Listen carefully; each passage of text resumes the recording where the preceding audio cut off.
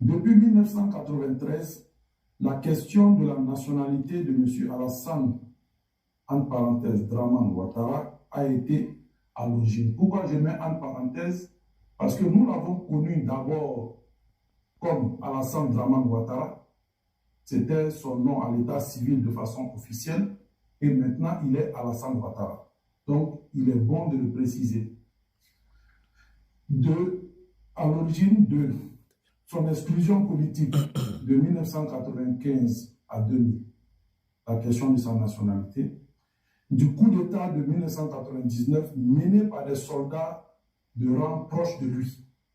Pas qu'il les a envoyés, mais tous ceux qui ont occasionné le coup d'État de 1999 étaient des proches. De la rébellion de 2002, soulevée par les mêmes soldats de rang proche de lui.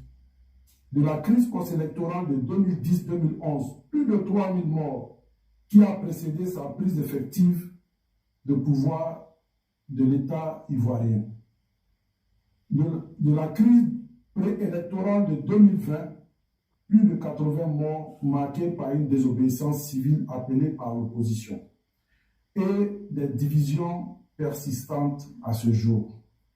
Et pendant que l'ex-président de la République, M. Laurent Gbagbo, est privé de ses droits civils et politiques, pourtant gracié de la condamnation pénale à laquelle il succombait, et que M. Tidjane Thiam est privé de sa qualité d'électeur pour cause de perte momentanée de sa nationalité, ayant acquis une seconde nationalité à l'âge adulte et pourtant dorénavant ivoirien exclusivement, M. Alassane Ouattara est président en exercice de la République de Côte d'Ivoire en violation flagrante de l'article 55 de la Constitution de 2016 qu'il a lui-même fait voter.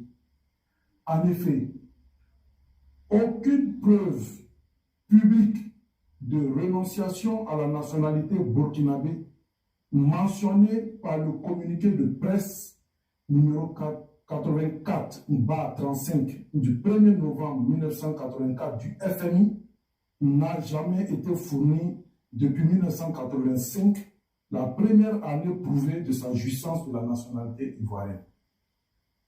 Je vous explique. Jusqu'en 1984, civilement, légalement, par sa carrière, par toutes les institutions où il est passé, M. Alassane Ouattara est noté et marqué et signé en contrat